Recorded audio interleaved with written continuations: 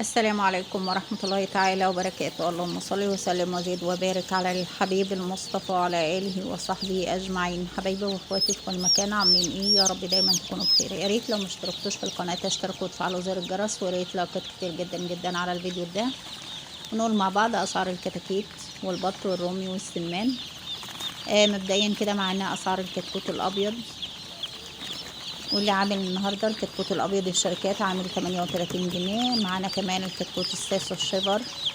الكتكوت ده جميل جدا في التربيه، بيجيب اعلى معدل تحويل في 50 يوم، بيجيب 50 يوم 2 كيلو ونص و2 كيلو وربع، وعلى حسب الاهتمام والتربيه. طبعا بنعمله نفس معامله الفراخ البيضاء على ليل ونهار، مع تظبيط درجات الحراره والاناره المستمره. الكتكوت الساسو الشيفر بياكل في الدوره تقريبا 3 كيلو ونص، وبيجيب اعلى معدل تحويل.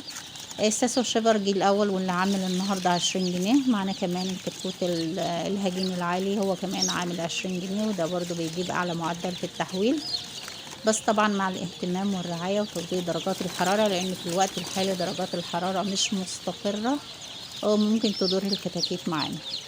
كمان معانا الكتكوت ثنائي الغرض اللي هو البلدي المهجن، واللي عامل النهارده 6 جنيه. الكتكوت ده جميل جدا للبيض، لغرض البيض واللحم، بيجيب اعلى معدل تحويل في الديوك. طبعا لحمه جميل جدا، طبعا لحم البلدي لا يعلى عليه.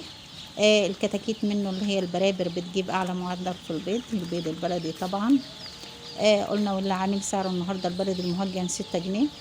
معانا كمان الكتكوت الجميزه البيور، جميل جدا، او الفيوم اللحم زي ما بتقولوا عليه. الكتكوت ده برضو جميل جدا، انصحكم بيه لو حابين تعملوا مشروع. هو شبه الساسو طبعا، وده بيكون بعد الكتكوت الابيض في التربيه. كتكوت تسمين يا حبايبي، بنعمله نفس معامله الفراخ البيضاء على ليل ونهار مع تظبيط درجات الحراره. بياكل 3 كيلو ونص علف في 50 يوم، بيجيب اعلى معدل تحويل. احيانا الديوك منه بتوصل 3 كيلو او 3 الا ربع، على حسب طبعا الاهتمام. كمان معانا النهارده قلنا الكتكوت الجميزه البيور، واللي عامل النهارده 15 جنيه. معانا الكتكوت الرز على وشه، واللي عامل 13 جنيه. ده جميل جدا برضو في التربيه لو حابين تعملوا مشروع.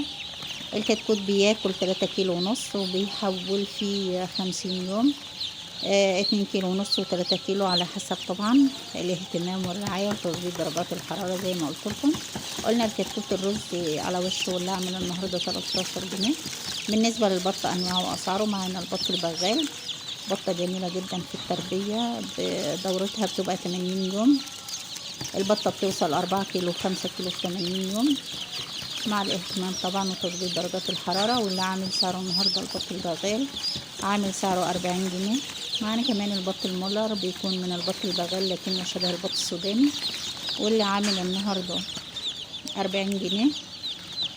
طبعا بتكون دورته 80 يوم هو كمان. ومعانا كمان البط المسكوفي الار 41، دورته 3 شهور و10 ايام، يعني 100 يوم. طبعا جميل جدا في التربيه. البطه دي انصحكم بيها كمشروع، بتتباع بنفس اسعار البط البلدي او البط السوداني. الكيلو طبعا فيها اللحمه غالي جدا جدا، وان شاء الله ربنا يجازيكم فيها خير لو عملتوها مشروع.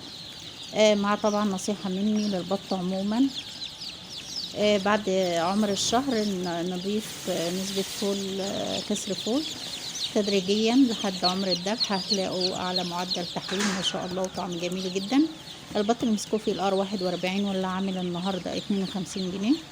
معايا كمان من البط، معانا سعر البط الفرنساوي او البط الشرشير او الزعاق او الفرنساوي زي ما بنقول، واللي عامل سعره النهارده 12 جنيه. البطه دي جميله جدا برضو في التربيه، لكن دورتها بتكون 3 شهور. ممكن ناكلها اكل البيت او اي اكل جنب العلف، ما شاء الله جميله جدا. معانا البط الفرنساوي البيور، وده اسرع دوره تسمين في البط عموما، واللي عامل سعره النهارده 21 جنيه. معانا كمان الرومي الابيض المستورد، واللي عامل النهارده 270 جنيه. بالنسبه للبط البيور، عفوا نسيت اقول لكم، اللي هو عامل الفرنساوي البيور عامل 21 جنيه، ودي تعتبر اسرع دوره تسمين في البط عموما. وده كان الفيديو بتاعنا النهارده. السلام عليكم ورحمه الله.